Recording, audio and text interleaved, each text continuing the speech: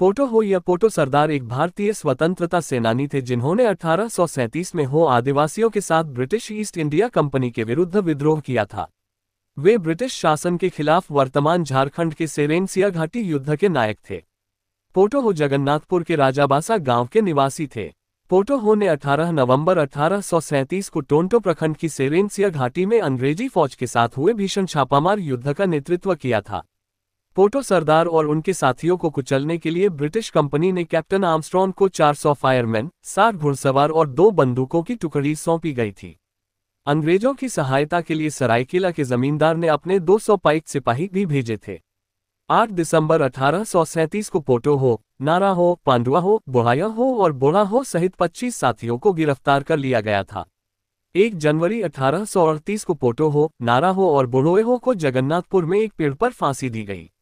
2 जनवरी 1838 को बोड़ा हो और पांडुआ हो को सेरेनसिया गांव में फांसी दी। पोटो हो, सेरेनसिया की लड़ाई के नेता 1837। 19 नवंबर 1837 को पोटो हो ने ईस्ट इंडिया कंपनी के खिलाफ सेरेनसिया में प्रसिद्ध लड़ाई का नेतृत्व किया। पोटो राजाबासा से आया था, लेकिन पश्चिमी सिंहभूम और उत्तरी उड़ीसा के हो क्षेत्र में राजाबासा नाम के कई गांव हैं। यह असामान्य नहीं है, लेकिन यहाँ ये भ्रामक है। खूंटपानी ब्लॉक में एक राजाबासा है, जहां 2009 में पोटो के लिए एक स्मारक पत्थर लगाया गया है, और जैतगढ़ के पास एक राजाबासा है। तो मुझे अपने मित्र प्रधान से एक प्रश्न मिला, बिरु, पोटो का कौन सा स्थान था? पोटो के स्थान का उल्लेख सबसे पहले 31 अक्टूबर 1837 को सैमुअल रिचर्ड टिकेल ने अपने बॉस विल्किंसन को लिखे एक पत्र में किया था। उन्होंने पोटो का उल्लेख पूर्व में राजाबासा के रूप में किया था, इसलिए हम इससे अधिक समझदार नहीं हो पाते। चलिए कुछ परिस्थितिजन्य साक्ष्य देखते हैं। पोटो का प्रतिरोध हवा से नहीं गिरा था। 1832 में थॉमस मेटकाफ ने लिखा था कि होस्ट पृथ्वी पर किसी भी अन्य लोगों की तरह स्वतंत्र थे, जो किसी सरकार को नहीं बल्कि अपने स्वयं के गांव के प्रमुखों को स्वीकार करते थे। लेकिन इन होस्ट को मयूरभंज और बामन घाटी के बीच संघर्ष में दोनों पक्षों द्वारा अनियमित सैनिकों के रूप में इस्तेमाल किया गया था।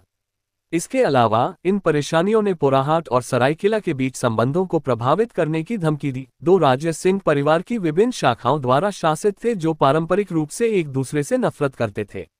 इन राज्यों के बीच मध्यस्थता के ब्रिटिश प्रयास विफल रहे और हिंसा लगातार बढ़ती गई। काफी विचार विमर्श के बाद ईस्ट इंडिया कंपनी ने 3 दिसंबर 1836 से 28 फरवरी 1837 तक तीसरे कोल्हान अभियान, एक खूनी अभियान में हो भूमि पर कब्जा कर लिया। उसी पत्र में जिसमें टिकेल ने पोटो हेचो, पूर्व में राजाबासा, का परिचय कराया था, उन्होंने चाईबासा के पास के गांवों के निवासियों के अच्छे व्यवहार का उल्लेख किया था। अन्य के अलावा राजाबासा गांव, जो अब खूंटपानी ब्लॉक है। यहाँ अच्छे व्यवहार का मतलब यह नहीं है कि राजाबासा के निवासी ब्रिटिश समर्थक थे, बल्कि इसका मतलब है कि वे सरायकेला के चक्रधर द्वारा शासित होने के खिलाफ थे। 1837 से पहले उस शासक ने कुछ समय के लिए उन पर शासन किया था, और उनके शासन को बहुत कठोर और अन्यायपूर्ण के रूप में याद किया जाता है। यहाँ तक कि HOS ने उनके नाम का इस्तेमाल एक बहुत ही खूंखार बाघ के लिए किया था। संभवतः राजाबासा और चाईबासा के करीब अन्य स्थानों के लोगों ने 2 बुराइयों में से कम बुरी के रूप में अंग्रेजों को चुना। नए नियम को सभी हो लोगों ने स्वीकार नहीं किया। वास्तव में कुछ गांवों ने, विशेष रूप से बलंदिया और जैतगढ़ के बीच के क्षेत्र में, कभी भी समर्पण नहीं किया था। रांची जेल से रिहा हुए पूर्व कैदी भी उनके साथ शामिल हो गए थे।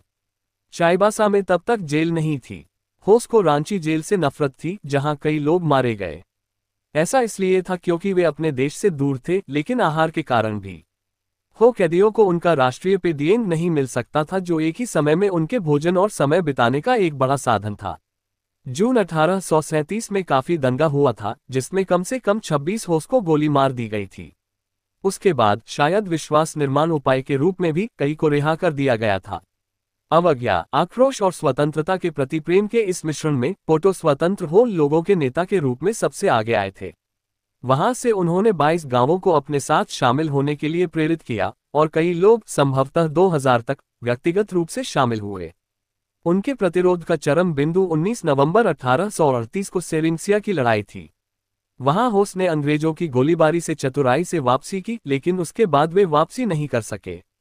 सेरेनसिया की लड़ाई के बाद सुबह ही राजाबासा गांव, जैतगढ़ के पास वाला पर बार के डुमरिया गांव के एक पड़ोसी मानकी गुम्मू ने हमला कर दिया। पीर, यह अच्छी तरह से हो सकता है कि यहाँ भी एक पारंपरिक झगड़ा चल रहा था, लेकिन वे मुख्य रूप से पोटो की तलाश कर रहे थे, जो वहां रहता था। वे उसे नहीं ढूंढ पाए, लेकिन फिर अगले दिन जंगल में उसके रक्षा अड्डे पर कब्जा कर लिया गया, उसके स्टॉक और उसके 6 आदमियों के साथ। राजा बासा, जिसे हम अब मान सकते हैं कि पोटो का स्थान यहीं से आया था, जला दिया गया। सेरेंगसिया की लड़ाई के तुरंत बाद विल्किंसन ने कलकत्ता को सूचित किया कि पोटो की तलाश जारी है।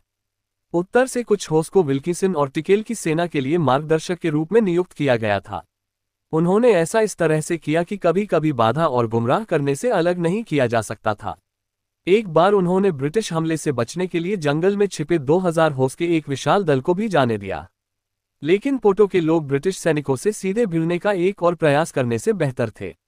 कुछ सप्ताह बाद 8 दिसंबर को, जब उसके कई लोग पहले ही सीमा पार करके बामन घाटी भाग गए थे, पोटो को पकड़ लिया गया। उसका मुकदमा दक्षिण पश्चिमी सीमांत पर गवर्नर जनरल के एजेंट कैप्टन थॉमस विल्किंसन ने चलाया, जिसे हाल ही में 5 दिसंबर को जीवन और मृत्यु का अधिकार मिला था, लेकिन उसे युद्ध में मिले विरोधियों पर सीधे मुकदमा चलाने का अधिकार नहीं मिला था। उन दिनों खबरें जहाज से जाती थीं। जब यह आखिरकार लंदन पहुंची, जो 1840 में ही हुआ, तो निदेशक मंडल बहुत क्रोधित हुआ। वे बहुत देर हो चुकी थी। 1 जनवरी 1838 को ही पोटो और 2 अन्य नेताओं नर्राय और बुर्राय को जगन्नाथपुर के पास फांसी दे दी गई थी, और अगले दिन उत्तर की ओर थोड़ी दूर पर 2 अन्य नेताओं बोरा और पांडुआ को फांसी दे दी गई। उन्हें भुलाया नहीं गया है, होस उन्हें याद करते हैं। 19 नवंबर को सेरेंगसिया की लड़ाई की याद में शामिल हों।